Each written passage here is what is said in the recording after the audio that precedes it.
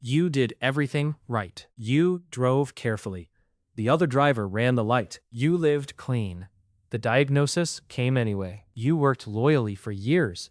Your name was on the layoff list, and the office schemers wasn't. You loved honestly, and were lied to. You were standing in the wrong spot, at the wrong hour, of the wrong day. And in the wreckage, before the shock even cleared, your mind began the search. You know the search. What did I do? Rewinding the tape, frame by frame, hunting for your crime. Was I too trusting, too proud, too happy? Did I jinx it by relaxing? And when the tape turns up nothing, the search goes darker. Maybe it's just me. Maybe I attract this. Meanwhile, the world around you runs its own search. Out loud. Everything happens for a reason. Maybe it's a lesson. And the quiet, ugly one, underneath every condolence, you felt people calculating behind their eyes. What did they do? Because if you did something, the world is still safe for them. Psychologists call that reflex the just world fallacy.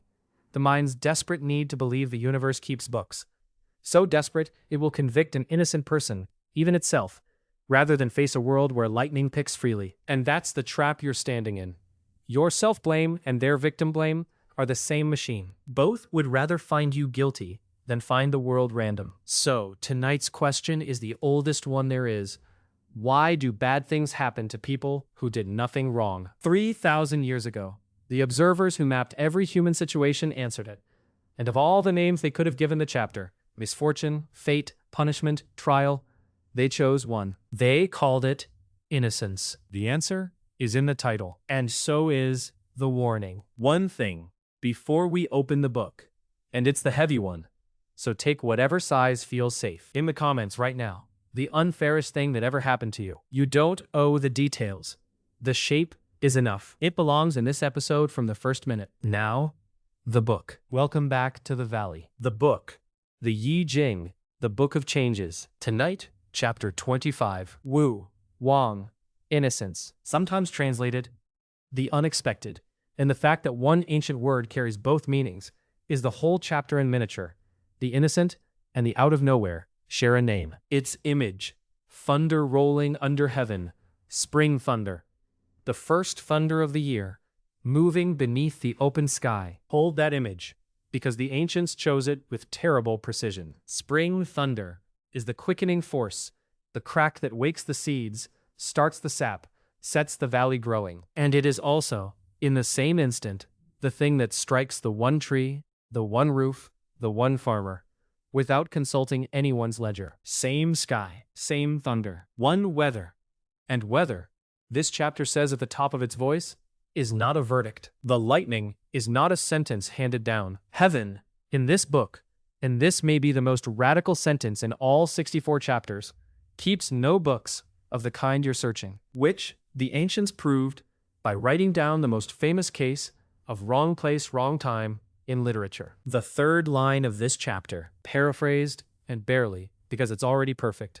Undeserved misfortune. Someone tethers a cow by the road. A passerby leads it away. The villagers are blamed. That's the whole line. A cow, a rope, a stranger, and you, the villager who did nothing and ends the day accused and poorer. No lesson is drawn. No karma is invoked. No silver lining is stitched on. The ancients set down the full anatomy of undeserved misfortune, and with a restraint that should silence everything happens for a reason forever, they left it there. Canonized, an official acknowledgement, older than most religions, that sometimes the cow is simply gone and it was never about you. You have been searching the tape for your crime. The oldest wisdom text in continuous use looked at your case 3 millennia early and entered its finding.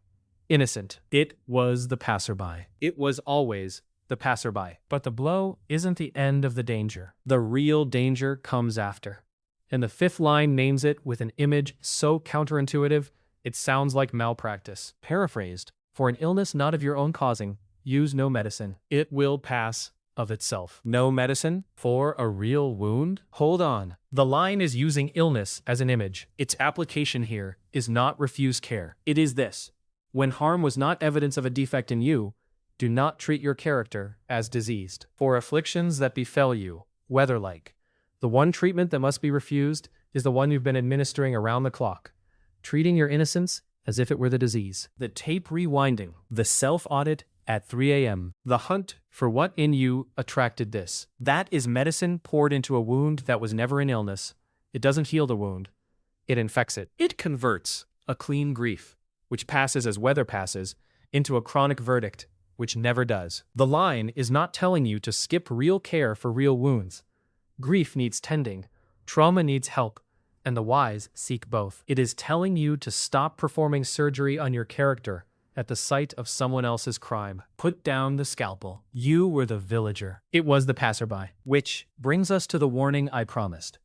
The one thing you must never let the injustice do to you. It's in the judgment, the chapter's front door. Paraphrased, innocence, supreme success. But if someone is no longer as they should be, if the innocence is lost, then misfortune truly has them, and nothing they undertake will flourish. Read the sequence carefully, because it inverts everything. The chapter does not say misfortune destroys the innocent.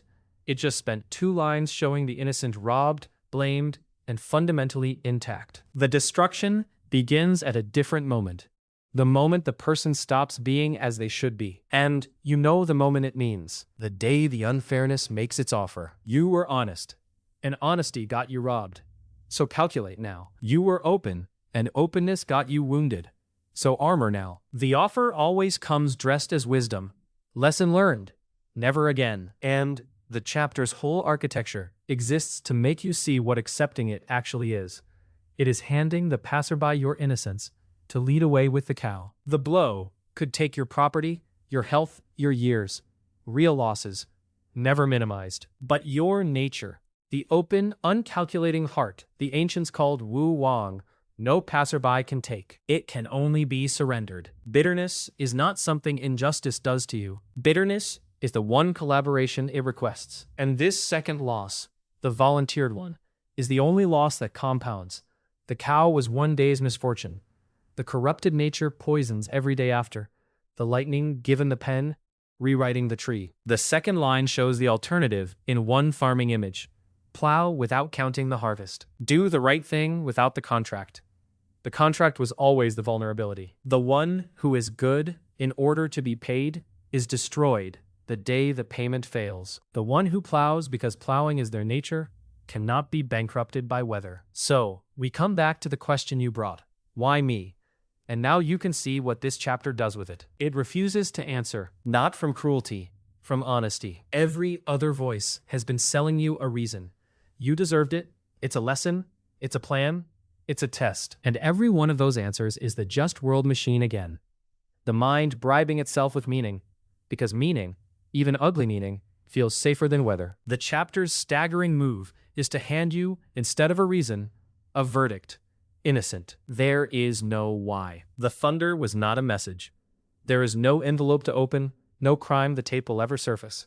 And every hour spent searching is medicine poured into the clean wound. Why me has no answer, because it was never a question about you. You were the villager. The road was a road. The cow was a cow. And the moment that lands, a different question stands up quietly in its place. And this one is about you.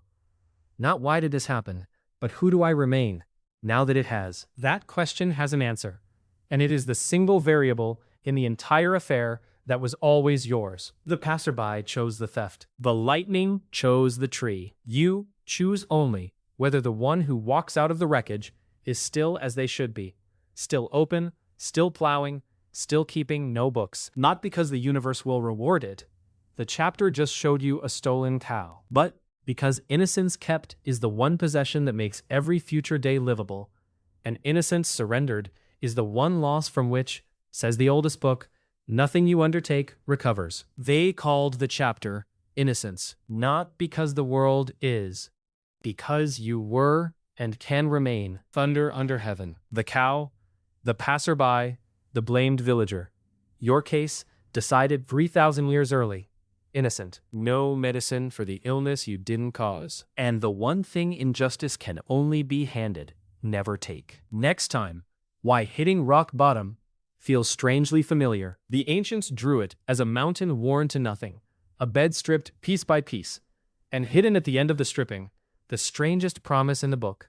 The one piece that always survives. If you're down there now, come early. And if this helped you put down the tape, subscribe and turn on notifications so you'll know when the next chapter opens. But before you go, the ritual. The heavy half is already in the scroll. You set it down at the top, and this valley is careful with what it's handed. So only the honest question remains. Did you catch yourself running the tape? Hunting for what you did to deserve it? Go back to your comment and say so under it. Then read the others.